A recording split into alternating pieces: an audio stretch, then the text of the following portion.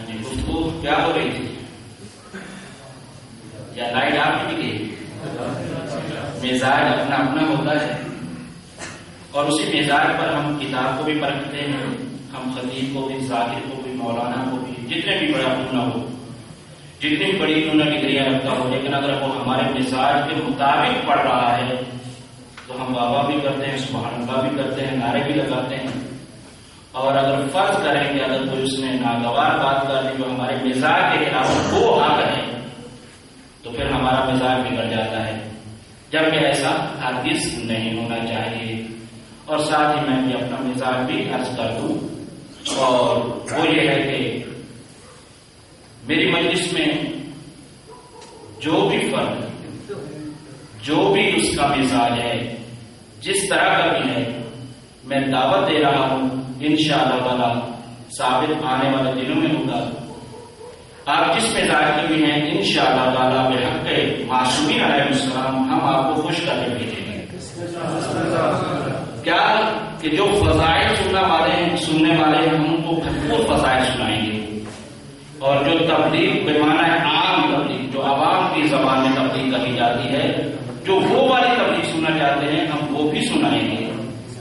اور انشاءاللہ تعالی اسی طرح سے جو بھی ضروریات ہیں، خطابت کے لوازمات اور علم اور اس منبر کا تقاضا جو ہے، اس کو انشاءاللہ تعالی ہر لحاظ سے پورا کرنے کی بھرپور کوشش کی جائے گی. لہذا پہلے دن میرا آپ سبھی حضرات سے یہ کہنا ضروری ہے کہ جتنے بھی اس علاقے کے اندر رہنے والے مومنین کرام ہیں، آپ خود بھی بھرپور طریقے سے شرکت فرمائیں، اور دیگر بھی جتنے افراد ہیں ان حضرات تک بھی یہ پیغام پہنچائیں کہ انشاءاللہ تعالی گفتگو کرنے والا کسی خاص گروہ یا تنظیم سے نہیں آیا ہے، بلکہ وہاں سے آیا ہے جہاں سے ذکر اہل بیت حقیقی ہوتا ہے. کیونکہ مجھے کسی شخص کی نہ تبلیغ کرنا ہے، نہ کسی شخص کو راضی کرنا ہے، بلکہ اس ذات کو راضی کرنا ہے جن کو معصومین نے راضی کیا ہے. انشاءاللہ تعالی باقی جب خدا راضی ہوگا تو مومن بھی راضی ہوں گے، اور جب مومن راضی ہوں گے تو خدا بھی یقینا راضی ہوگا. ایک تو یہ بات ہو گئی اپنے مومن بھائیوں کے لیے، اور پھر ایک اور قدم آگے بڑھا دوں، وہ یہ ہے کہ یہ ہماری مجلس سے عام نہیں ہے، ہمارا یہ روایتی پروگرام نہیں ہے، بلکہ یہ ہماری درسگاہ دین آل محمد ہے. یہ ہماری وجہ سے درسگاہ ہے، اور درسگاہ اسی کو کہا جاتا ہے کہ جہاں پر ہر طرح کا علم ملے اور ہر مکتب فکر سے تعلق رکھنے والا ان کے پاس بھی آ سکے. اور یہ آج کی بات نہیں ہے، یہ بات اس وقت کی ہے کہ جب امام جعفر صادق علیہ السلام نے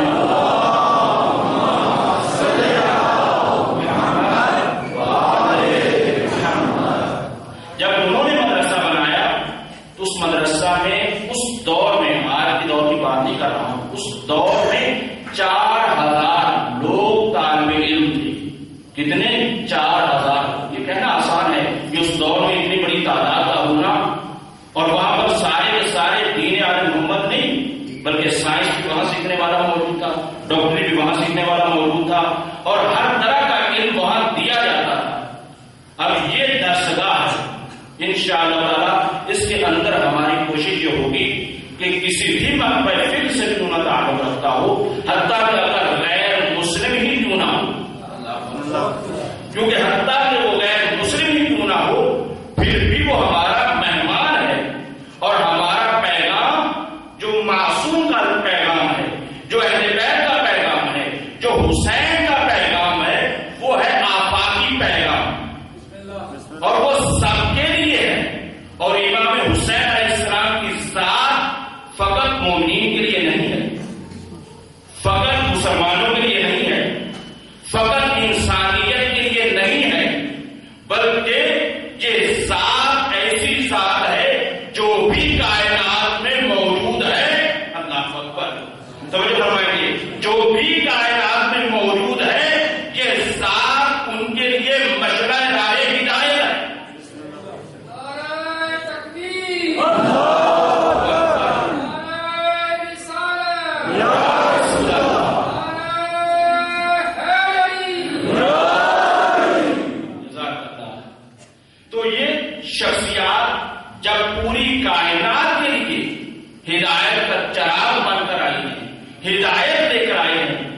تو پھر ہم اس کو محدود کرنے والے کون ہوتے ہیں؟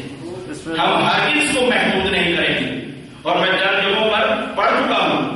بہرحال بات آئی درمیان میں ذکر کر دوں، یہ کوشش کروں گا کہ یہ ایسی باتیں درمیان میں ساتھی نہ آ جائے. لیکن میں ایک جگہ پڑھ رہا تھا 21 ماہ رمضان سبی، آپ نے سنا ہوگا، اور تقریباً یہ 98 کی بات ہے. جب میں پڑھ رہا تھا، پڑھنے کے بعد میں نے دیکھا کہ ایک نوجوان خون میں لطپت اور میرے سامنے آ کر کھڑا ہے، اور اس نے ساتھ ایک مومن آیا، کہا آپ اس کو پہچانتے ہیں یہ کون ہے؟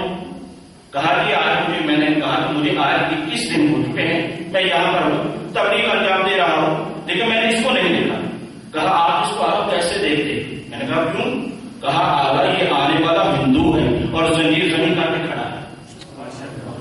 یعنی کیا ہے کہ یہ درسگاہ سب کے لیے کھلی ہوئی ہے، چاہے ہندو ہو، چاہے عیسائی ہو، چاہے جس بھی مذہب سے تعلق رکھنے والا ہو، کیونکہ ہم اس کے ماننے والے ہیں کہ جب حضرت علی علیہ السلام نے مال کے اشر کو بھیجا تھا، حکمران بنا کر، گورنر بنا کر بھیجا تھا، تو یہی کہا تھا اے مال کے اشر یاد رکھو جہاں جا رہے ہو دو ہاتھ سے خالی نہیں ہے، بولو یا وہ تمہارے ہم عقیدہ ہے، یعنی جو تمہارا عقیدہ ہے وہی عقیدہ ہوتا ہے، یا وہ تمہارے ہم عقیدہ ہے، اور یا وہ تمہاری نسل سے ہے، یا تمہاری جن سے ہے، یعنی جس جن سے تم تعلق رکھتے ہو، جس نوع سے تم تعلق رکھتے ہو اسی سے وہ بھی تعلق رکھتے ہو. یعنی کیا ہے کہ جیسے تم انسان ہو ویسے ہی وہ انسان ہے. بسم اللہ.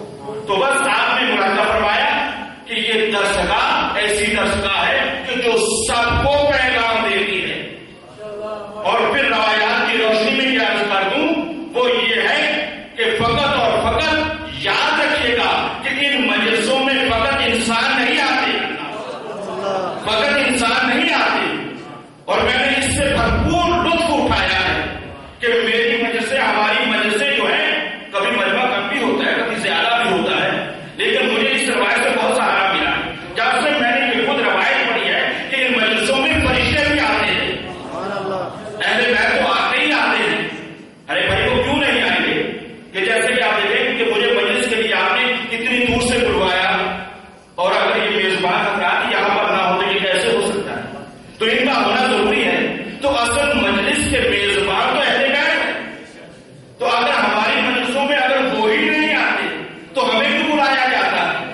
تو یقیناً وہ تو آتے ہیں، لیکن میں نے جب روایت کے جملہ پڑھا کہ مجلسوں میں جب مجلس ہوتی ہے تو فرشتے بھی آتے ہیں اور آ کر یہ ذکر سنتے ہیں. ذکر سننے کے بعد واپس پلٹ کر جاتے ہیں. جب آسمان میں جاتے ہیں، عالم ملکوت میں جاتے ہیں، اور وہاں کے فرشتے یہ پوچھتے ہیں کہ جب تم گئے تھے تو تمہارے بدن سے یہ خوشبو نہیں آ رہی تھی؟ آپ پہچانے کہ آپ کہاں پر میں بیٹھے ہوئے ہیں. کہا کہ یہ خوشبو نہیں آ رہی تھی. کہاں سے آ رہے ہو؟ کہا کہ ہم ذکر اہل بیت سن کر آ رہے ہیں. اللہ اکبر. کہا کہ ہم ذکر اہل بیت سن کر آ رہے ہیں. کہا ہمیں بھی وہاں لے چلو. اللہ ہمیں بھی وہاں لے چلو. کہا مجلس تو ختم ہو گئے، لوگ واپس گھروں پر جا چکے. کہا کہ ہمیں اس مکان پر لے چلو جہاں پر ذکر اہل بیت ہو رہا تھا. تو بس آپ نے ملاحظہ فرمایا کہ فقط مجلسوں میں انسان ہی نہیں آتے بلکہ فرشتے بھی آتے ہیں اور جنات کی مخلوق بھی آتی ہے. لہذا آپ جانتے ہیں کہ جنوں میں بھی مومن بھی ہیں، کافر بھی ہیں. قرآن نے بار بار نہیں کہا تم اس کی کون سی نعمت کو ٹھکراؤ گے. تو اس کا مطلب یہ ہے کہ کچھ ٹھکرانے والے ہیں، کچھ ماننے والے ہیں. جو ٹھکرانے والے وہ کافر ہیں اور جو ماننے والے وہ مومن ہیں. تو مومن ہو نہیں سکتا کہ جہاں پر اہل بیت کا ذکر ہو اور مومن وہاں پر نہ ہو. یقیناً ایسا ہے. تو بس یہ ہے کہ ان مجلسوں کے اندر انسان بھی آتے ہیں، فرشتے بھی آتے ہیں، جنات بھی آتے ہیں. تو بس میری انشاءاللہ تعالی نظر فقط ظاہری سروں پر نہیں رہے گی. میں یہ سمجھوں گا یقیناً اس روایت سے سہارا ہے. اگر میرا اس بات پر عقیدہ ہوگا تو انشاءاللہ تعالی میں اسی طرح سے پڑھوں گا جیسے ہزاروں کے من میں پڑھتا ہوں. آپ ضرور پڑھ لو.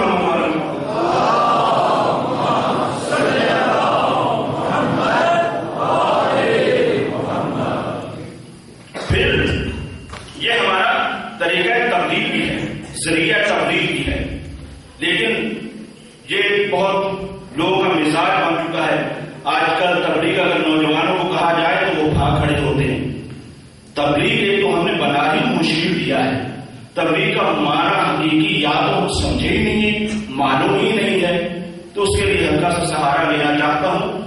ایک تو یہ ہے کہ تبلیغ کہا کسے گیا ہے قرآن کی روح میں، دیکھیں توجہ فرمائیں، پڑھے لکھے حضرات ہیں، تبلیغ کہا کسے گیا ہے، تبلیغ ہے کیا، یہ دو الگ ہیں۔ یعنی تبلیغ کرنے کا طریقہ کیا ہونا چاہیے یہ ایک الگ چیز ہے، اور کس کے بارے میں تبلیغ کرنی چاہیے یہ ایک الگ چیز ہے۔ یہ دونوں الگ الگ ہیں اور دونوں کو پہچاننا چاہیے اور دونوں کو قرآن سے پہچاننا چاہیے۔ یعنی قرآن بتائے گا کہ تبلیغ کیسے کرو اور قرآن ہی بتائے گا کہ کس کی تبلیغ کرو، قرآن ہی بتائے گا کس کی تبلیغ کرو اور قرآن ہی بتائے گا کہ کیسے تبلیغ کرو۔ دونوں انشاءاللہ تعالیٰ آئے آپ کے سامنے پیش کروں گا، لیکن سب سے پہلے یہ پہچانے کہ تبلیغ کی کیسے جائے۔ تبلیغ ڈنڈا لے کر کھڑے ہو جانے کا نام نہیں ہے، روزے کی حالت میں سخت سخت گرم گرم باتیں کرنے کا نام نہیں ہے، بلکہ قرآن نے جو آواز دی ہے فرمایا ادعو الی سبیل ربک بالحکمہ والموعظۃ الحسنہ وجادلھم باللتی ہی احسن۔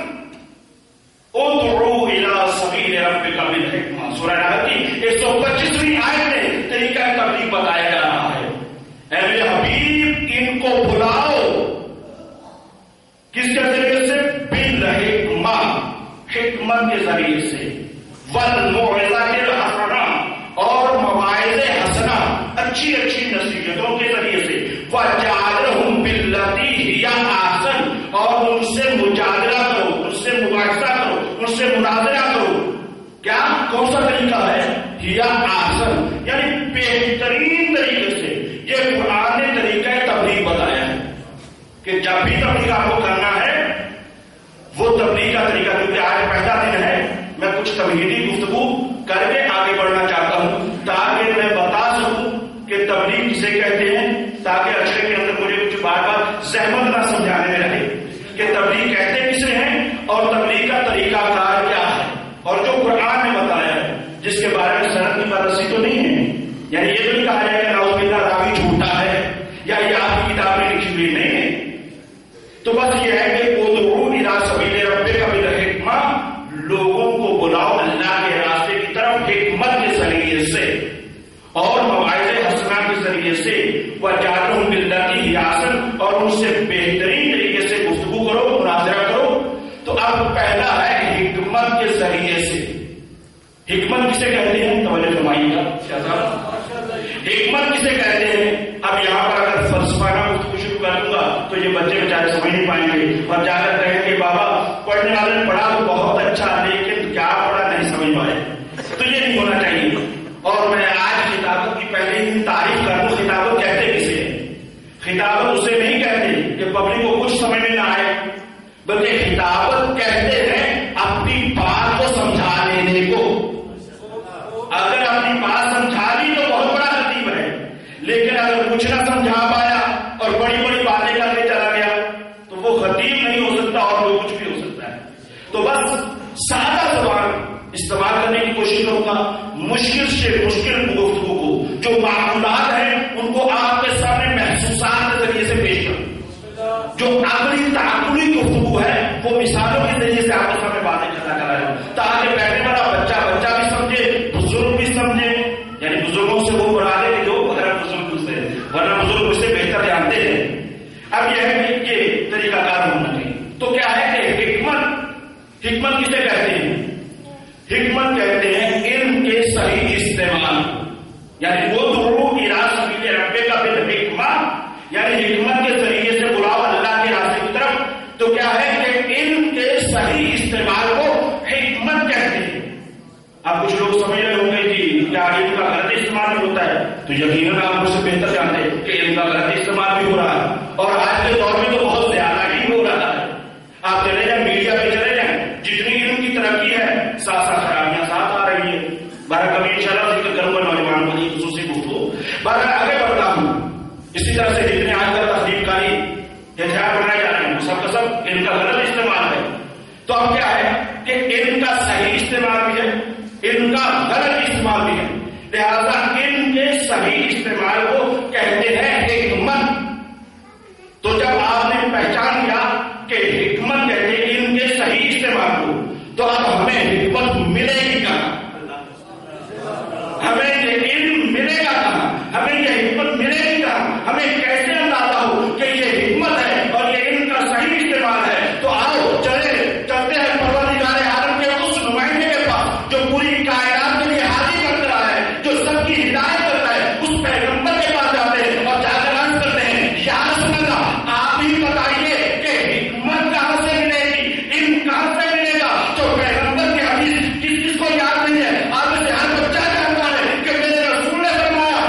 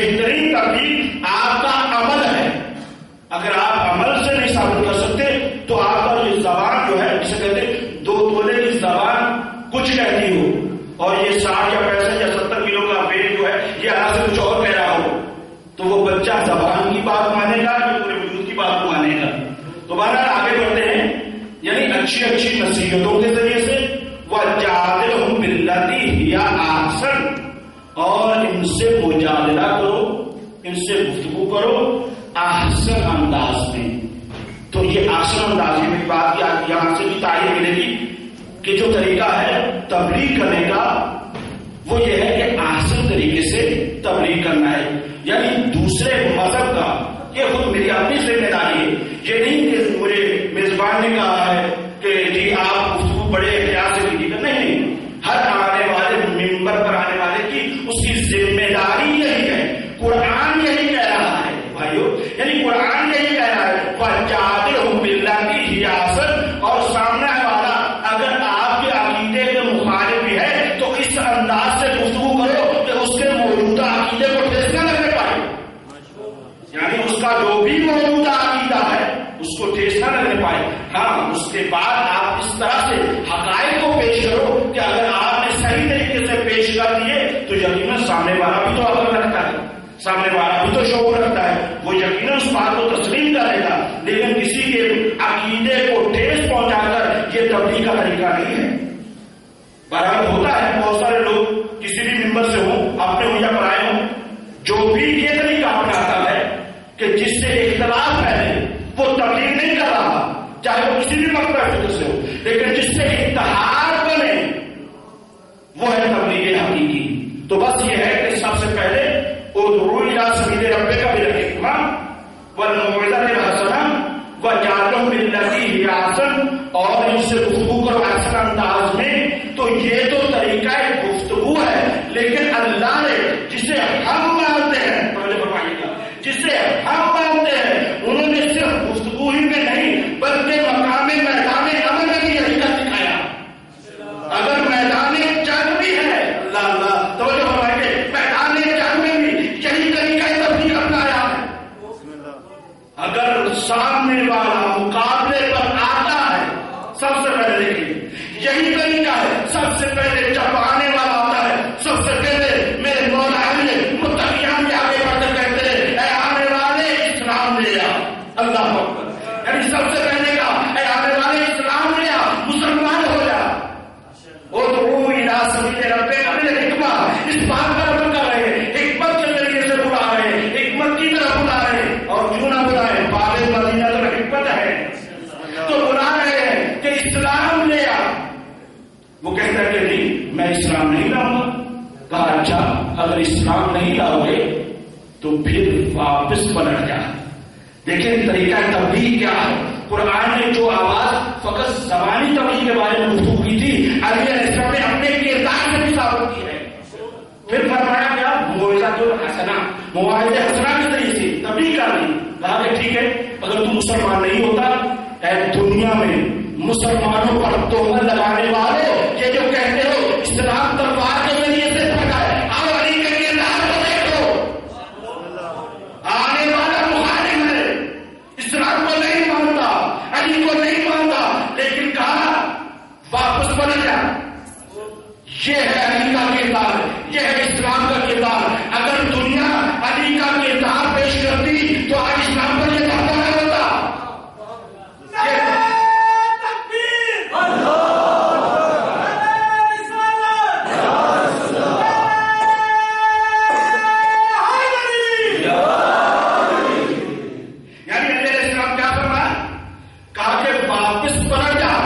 اگر اسلام نہیں رہتا تو موعظہ اسلام کے ذریعے سے کردار سے تبلیغ کر رہے ہیں. کہا کہ نہیں واپس چلا جائے. کہا واپس اگر چلا جاؤں تو مکے کی عورتیں تانا دیں گی. اللہ اکبر. اب یہاں پر میں کچھ کہہ سکتا تھا لیکن نہیں کہتا، لیکن اتنا ضرور چاہتا ہوں کہ کافر ہے لیکن اتنی غیرت ہے کہ واپس پلٹ گیا تو مکے کی عورتیں تانا دیں گی. لیکن آگے بڑھ رہا ہوں، پھر آگے بڑھ رہا ہوں، جو کہ مشکل ہوتی ہے. جزاک اللہ. سلام پر محمد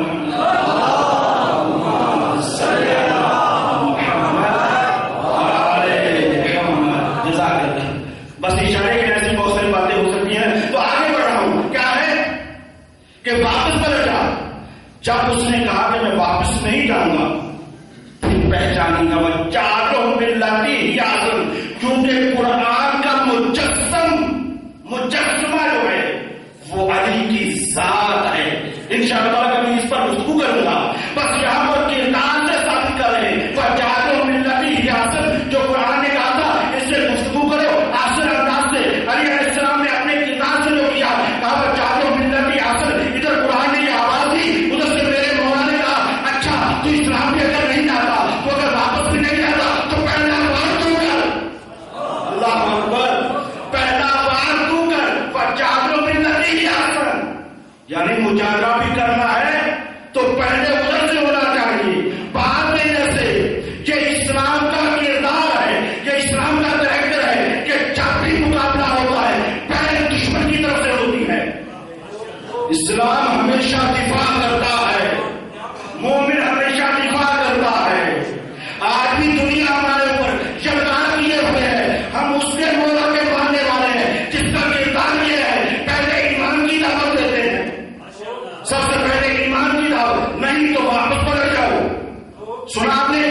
آج بھی کراچی کے اندر 2 دہشت گردوں کو پکڑ کر ریجن کے حوالے کیا گیا ہے.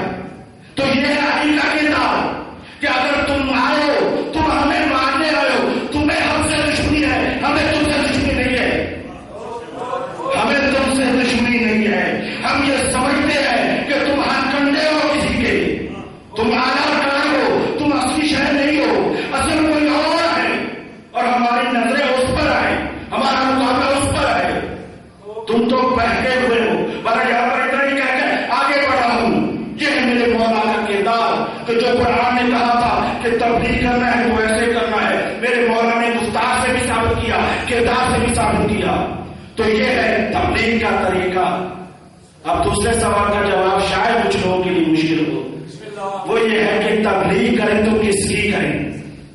اب یہاں پر آج ماشاءاللہ میڈیا کا دور ہے، روزانہ کوئی پروگرام دیکھتے ہیں، کچھ بھی کرتے ہیں، پر ہمیں تو توفیق آج کل خبریں دیکھنے کی نہیں ہوتی، کیونکہ وہ بھی اتنے قابل نہیں رہے کہ اگر ہم خبریں مولانا صاحب دیکھنا بیٹھ جائے تو وہ بھی ہمیں کچھ اچھی نظر نہیں آتی. بس اتنا ہی کہہ سکتا ہوں. لیکن یہ ہے کہ اشتہار بازی کا دور ہے. اسلام بھی تبلیغ رکھتا ہے. یہ تبلیغ کس کی کریں؟ نعرہ بہت ہم نے سنا ہے، بہت سارے لوگ ہیں محنت کرتے ہیں بیچارے، بہت زیادہ سے زیادہ محنتیں کرتے ہیں، تبلیغ کے لیے نکلے ہیں. جس تبلیغ کے لیے جانا چاہیے، مولانا صاحب کو تبلیغ کرنا چاہیے، مولوی صاحب سے تبلیغ سننی چاہیے. یہ بہت ہم نے رٹ تو بہت سنی ہے، ہم نے بہت رٹا یہ سنا کہ تبلیغ تبلیغ تبلیغ. لیکن بھائی یہ تو بتاؤ کہ تبلیغ کس کی کرنی چاہیے؟ تو آؤ قرآن سے پوچھتے ہیں. اگر میں اپنی بات کرتا تو لوگ کہہ دیتے کہ مولوی صاحب کا اپنا نظریہ ہے. نہیں، لیکن آؤ قرآن سے پوچھتے ہیں کہ قرآن بتا تبلیغ کرنا ہے تو کس چیز کی کرنا ہے. تو میں یہ چیلنج کے ساتھ کہہ رہا ہوں، قرآن کے اندر جو تبلیغ کا لفظ استعمال کیا گیا ہے وہ ایک ہی چیز کے بارے میں کہا گیا ہے، اور وہ اس مقام پر کہا گیا ہے، اور خاتم النبیین کو کہا گیا ہے، اور حجۃ الوداع کے بعد کہا گیا ہے، اور تمام وہاں پہ اصحاب موجود تھے، وہاں پہ حاجی موجود تھے، ایسی شخصیات سامنے تھی. لیکن اس کے باوجود اس وقت جو تبلیغ کا جو حکم ہوا ہے اسی تبلیغ کو پہچاننا ہوگا. تو قرآن نے آواز جو دی وہ یہی آواز دی، یا ایھا الرسول بلغ ما انزل الیک من ربک. اے رسول تبلیغ کر دے. اللہ اللہ، یعنی اے رسول پہنچا دے. کیا پہنچانا ہے؟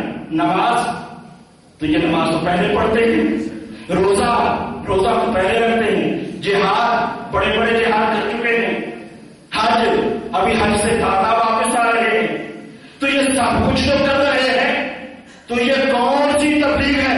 انشاءاللہ تعالی بعد میں باقاعدہ ذکر آئے گا. لیکن فقط یہاں پر اتنا ہی عرض کرنا چاہتا ہوں کہ یہ وہ بات ہے کہ جس کے بارے میں اکثریت مسلمانوں نے اسی بات کو لکھا ہے. اکثریت کی بات کر رہا ہوں اور دیانتدار مورخین کی بات کر رہا ہوں جنہوں نے لکھا کہ جب یہ آیت نازل ہوئی، کیا ایھا الرسول بلغ ما انزل الیک من ربک فإن لم تفعل فما بلغت رسالہ. اے رسول اگر تم نے یہ پیغام نہ پہنچایا تو تم نے کوئی کام رسالت انجام نہ دیا.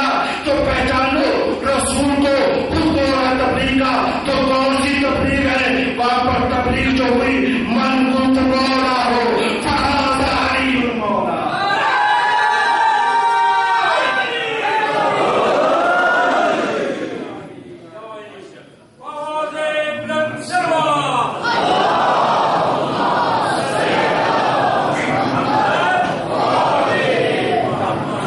تو وہاں پر تبلیغ کا جو حکم آ رہا ہے قرآن کی روح سے، کس چیز کی تبلیغ ہے؟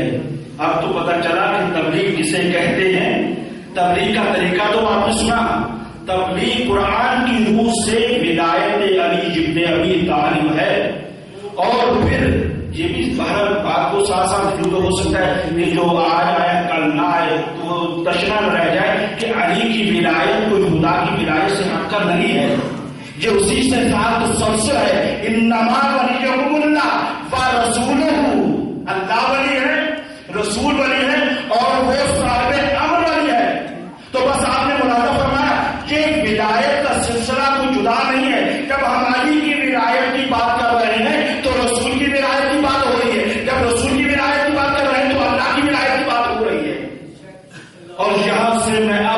متصل ہوتا ہوں اپنے موضوع کے ساتھ. توجہ فرمائیے گا.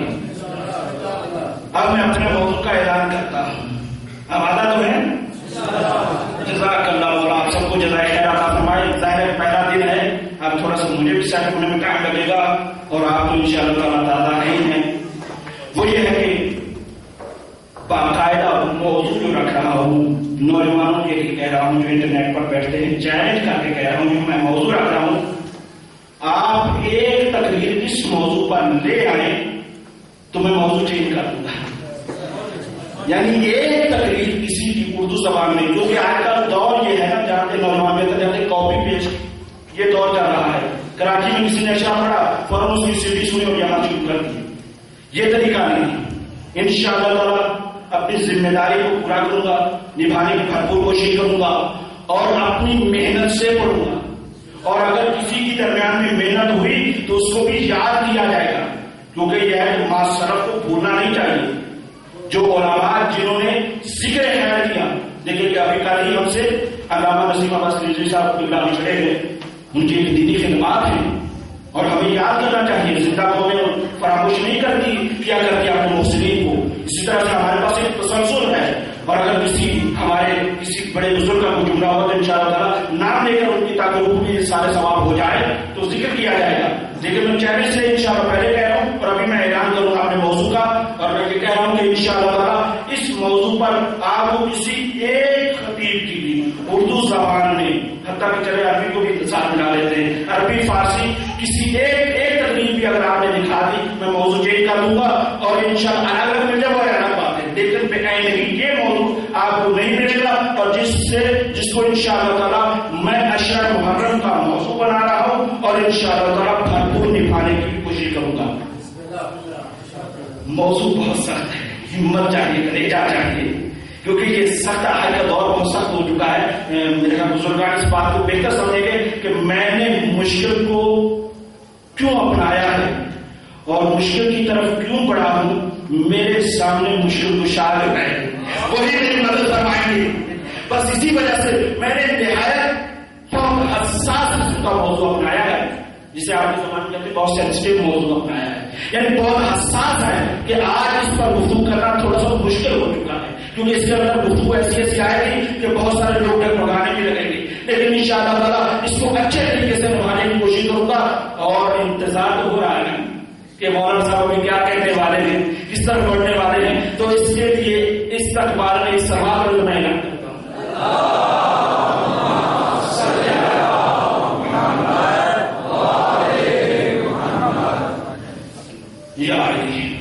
ہمارے اشرار محرم کے موضوع کا نام ہے عبادت اور ولایت. اگر یہ آپ کو موضوع پسند ہے سوال پڑے گا.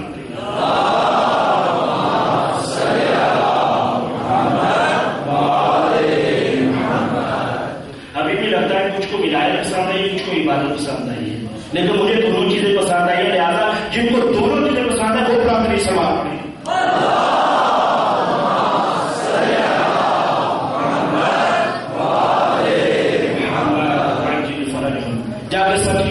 لوگ نیٹ پر بیٹھے نوجوان ذرا دیکھیے گا کہ اس موضوع پر کسی کی پہلے سے تقریریں موجود ہیں نیٹ پر, اگر ہے مجھے بتائیے میں موضوع چینج کر دوں.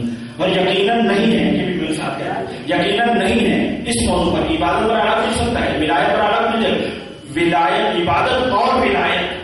اور انشاءاللہ تعالیٰ اس کا جب ہم تعلق ظاہر کریں گے, قائم کریں گے, اور ہم جب دنیا والوں کو یہ بتلائیں گے کہ حقیقی عبادت کسے کہتے ہیں اور حقیقی ولایت کسے کہتے ہیں, حقیقی عبادت کیا ہوتی ہے اور حقیقی ولایت کیا ہوتی ہے, تو وہ انشاءاللہ تعالیٰ ایک یادگار اشرا بن جائے گا. اور انشاءاللہ تعالیٰ امید رکھتے ہیں کہ آپ لوگ بھرپور طریقے سے تازہ دم تشریف لائیں گے, اور ہم بھی انشاءاللہ تعالیٰ آپ کی خدمت میں رہیں گے. اور ساتھ ہی یہ مجلسیں ہمارے لیے, اور یہ ہمارا سالانہ پروگرام جو ہوا کرتے ہیں, یہ رسم و رواج نہیں ہے, بلکہ ہم باقاعدہ طور پر عرض پہلے بھی کر چکا ہوں اور ابھی بھی عرض کرنے جا رہا ہوں. وہ یہ ہے کہ یہ ہمارے شان حیات ہے, ہماری زندگی ہے.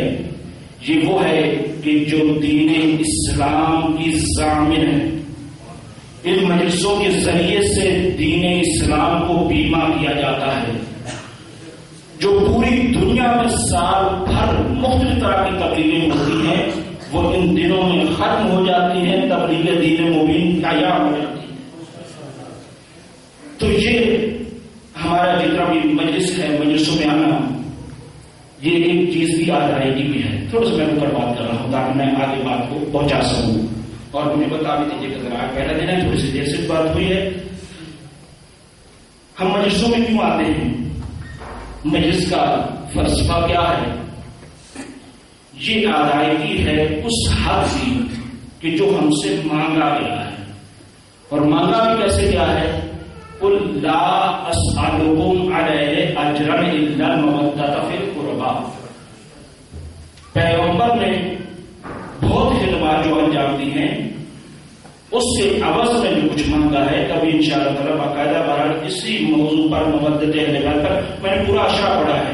اب میرے لیے کوئی میٹر کی کمی نہیں ہے، لیکن میں پھر بھی کیونکہ صرف اور صرف آج اتنا ہی رب دینا ہے تو عرض کر رہا ہوں. وہ یہ ہے کہ قرآن نے ہم سے کہا اور پیغمبر سے کہلوایا گیا اور یہ کہا گیا کہ قل لا اسألکم علیہ اجرا الا المودۃ فی القربى، کہ میں تم سے کوئی سوال نہیں کرتا، فقط یہی سوال کرتا ہوں کہ میرے اقربا سے محبت کرو. اب یہ ہے کہ دعویٰ تو سبھی حضرات کا ہی ہوتا ہے کہ ہم اس کے ادا کرنے والے ہیں، ہم تو ادا کر رہے ہیں، ہم ادا کرتے رہتے ہیں، لیکن پہچانے کیسے کہ یہ ادا ہو رہی ہے یا نہیں ہے؟ تو میں سمجھتا ہوں کہ پہچان کے دو مقامات ہیں. جیسا کہ ماہ رمضان مبارک ہے، اس مہینے کے اندر پتہ یہ چلتا ہے، روزہ ویسے فرض ہے لیکن اس مہینے میں یہ پتہ چلتا ہے کہ کون روزے دار ہے اور کون روزے دار نہیں ہے. بس اس مہینے کے اندر اندازہ ہوتا ہے جو روزے کا حکم ہے اس روزے کے حکم کو کون بجا لانے والا ہے اور کون بجا لانے والا نہیں ہے. اسی طرح سے اب یہ جو قرآن نے کہا ہے قل لا اسألکم علیہ اجرا الا المودۃ فی القربى، ہم تم سے کوئی سوال نہیں کرتے، یہی سوال کرتے ہیں کہ میرے اقربا سے محبت کرو. تو اب یہ جو محبت ہے اس کا پتہ کیسے چلے؟ تو یقیناً اگر آپ اس کے اوپر ملاحظہ فرمائیں گے تو اس کو پہچاننے کا طریقہ یہی محرم ہے.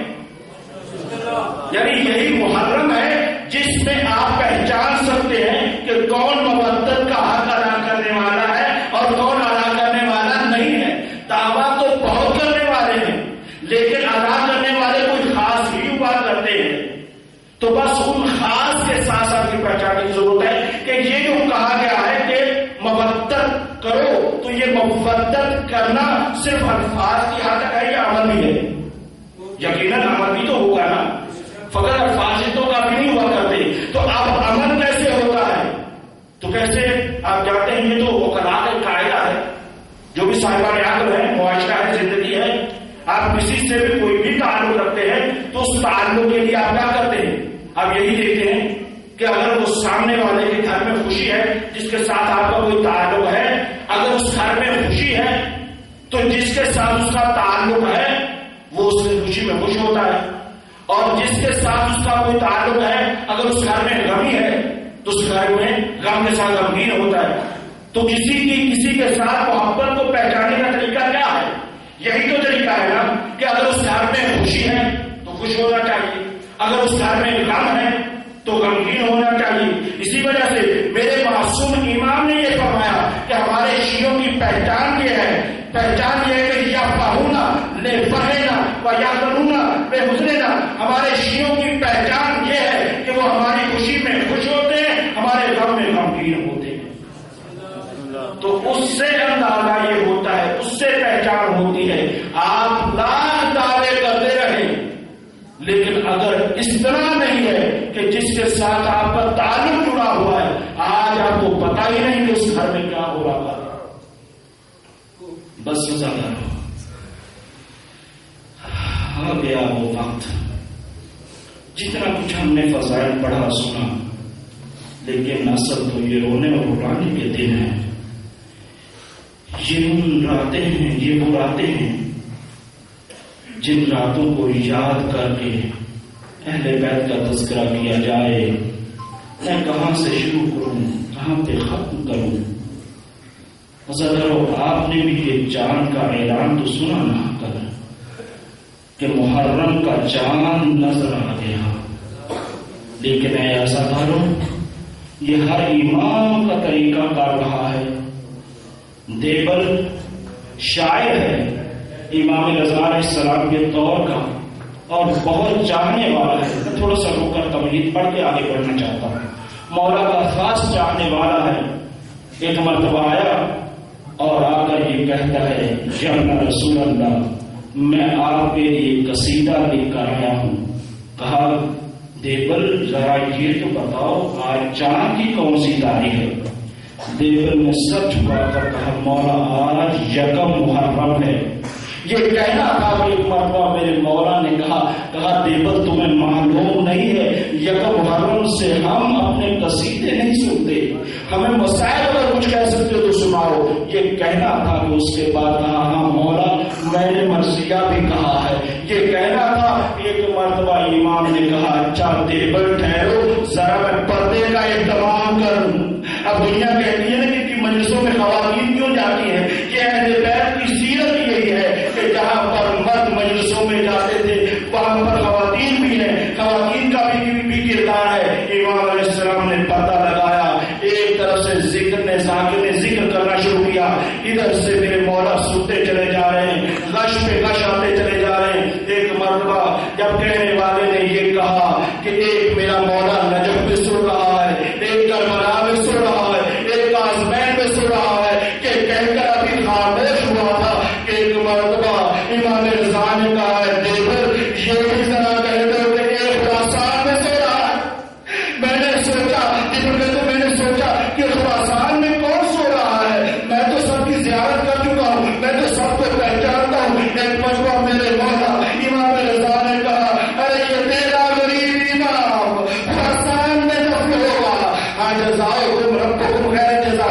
اگر اپنے دلوں کو آمادہ کر لو، تیار کرو۔ ایک دفعہ امام رضا علیہ السلام نے کہا یبن شبیب ان شیتا باقین شین سب کے عالم حسین، اے شبیب کے بیٹے جب بھی تمہارا رونے کو دل چاہے تو جا کر حسین پر گریا کرنا۔ ارے یہ حسین کا گریا وہ ہے جو انبیاء کی حسرت ہے، جو بی بی کی حسرت ہے، جو علی مرتضیٰ کی حسرت ہے۔ جزاؤکم ربکم خیر جزا۔ لیکن عزادارو آج رات جو آئی ہے آپ کو دیکھ چکے ہیں، کل سے چاند نمودار ہوا، محرم کا چاند آ گیا۔ لیکن عزادارو وہ محرم کا چاند ہے، ارے یہ وہ چاند ہے، محرم کا وہ چاند ہے کہ جس چاند میں جناب فاطمہ کے چاند کو گرے نہ گیا۔ ارے عزادارو دوسرا سنو گے، ارے یہ وہ چاند ہے جس میں سکائے سکینہ بازو کٹا کے دریا کے کنارے پر سو گیا۔ ارے یہ وہ چاند ہے جس چاند میں ارے ام لیلا کا چاند سینے میں پنچھی کھا کے سو گیا۔ یہ وہ چاند ہے ارے جس میں روحان کا چاند آغوش مادر سے اتر کر آغوش نہر پہ سو گیا۔ عزادارو یہ چاند آتا ہے تو کچھ کی یاد لے کر آتا ہے۔ بس میں نے سب چھوڑ دیا، بس اتنا ہی عرض کرنا چاہتا ہوں۔ ایک دفعہ میرے مولا دربار سے واپس پلٹے، بس میں نے غم کیا۔ جب دربار سے واپس آئے تو روایت کا مزاج یہ بتاتا ہے کہ ایک مرتبہ دکھیاری بہن نے بھائی کے بازو میں گلے میں پائے ڈال دی اور کہا بھیا خیر تو ہے، بھیا خیر تو ہے، یہ کہنا تھا۔ اور پلٹ کر فرمایا اے میری بیوی اب مدینہ رہنے کے قابل نہیں، اب مدینہ رہنے کے قابل نہیں۔ یہ کہنے کے بعد ایک مرتبہ اپنے نانا کی قبر پر آئے اور آ کر کہا السلام علیکہ یا رسول اللہ، نانا میرا آپ پر سلام ہو، انا ابن فاطمہ، میں فاطمہ کا بیٹا ہوں۔ اچھا نہیں، ارے یہ نواسا نانا کو یاد نہ آئے، نانا ارے میں وہی حسین ہوں، نانا میں وہی حسین ہوں جو موڑے نبوت کا سوار ہوں۔ اس کے بعد ایک مرتبہ قبر پر وہاں پر مخاطب ہوئے اور ہاتھوں کو بلند کر کہا اللہم اے پروردگار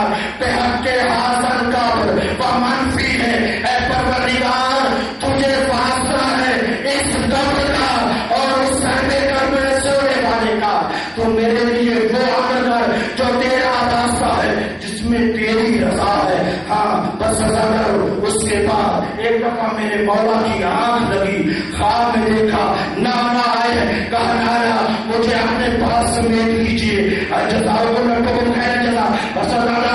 اس کے بعد جب خواب میں دیکھا ایک مرتبہ بلند ہوئے، بلند ہونے کے بعد وہاں سے چلنا چاہتے ہیں۔ مجھے نہیں معلوم کہ آپ کس سوچ میں بیٹھے ہوئے ہیں، بس میں نے مجھے جو کہنا تھا وہ میں کہنے جا رہا ہوں۔ بس ایک مرتبہ میرے مولا حسین اپنے نانا کی قبر کی طرف مخاطب ہو کر ایک جملہ کہا، آپ حضرت جملہ سنا، فرمایا نانا تیرا حسین جنگل میں دل کے ٹکڑوں کی بستی بسائے گا۔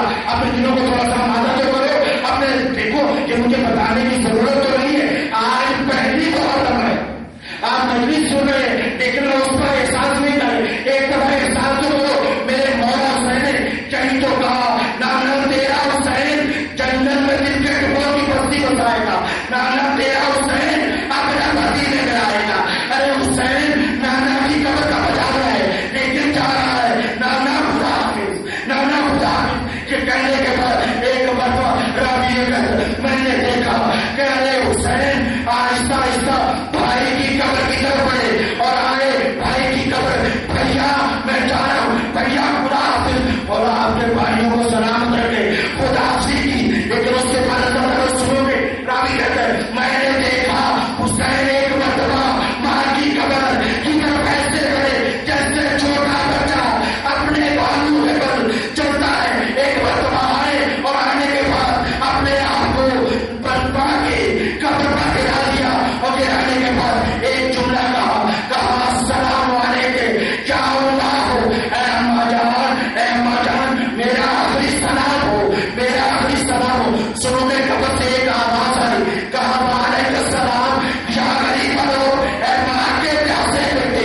اے ماں کے بھوکے بیٹے، اے ماں کے پردیسی بیٹے، میرا بھی تم کا سلام ہو۔ کیا کہا کہ اماں میں خدا حافظی کرنے آیا ہوں، اماں میں جا رہا ہوں، لیکن جب نہیں قبر سے آواز آئی اے میرے لال کیا تو اکیلا رہے گا؟ ارے یہ تو کیا ہی ماں بھی تیرے ساتھ ہے، اے حسین تو مدینہ چھوڑے گا، تو فاطمہ تیرے ساتھ چلے گی، یہ ماں تیرے ساتھ چلے گی، تو مکہ جائے گا ماں ساتھ ہوگی، اے حسین تو دو گھر بنا جائے گا، یہ ماں ساتھ ہوگی، اے حسین تو اپنا دادا چھوڑائے گا، یہ ماں ساتھ ہوگی، تو عباس کے پاس اٹھائے گا، یہ ماں ساتھ ہوگی، اے حسین تیرے گردن پر خنجر چل رہا ہوگا، یہ ماں دیکھ رہی ہوگی، لیکن حسین مجھے معاف کر دے گا، اے حسین میں کچھ دیر کے لیے کوفہ چلی جاؤں گی، ارے وہاں میری سرم ہوگی، سرکھلا ہوگا، ظالم ہوں گے، وَسَيَعْلَمُ الَّذِينَ ظَلَمُوا أَيَّ مُنقَلِبٍ يَنقَلِبُونَ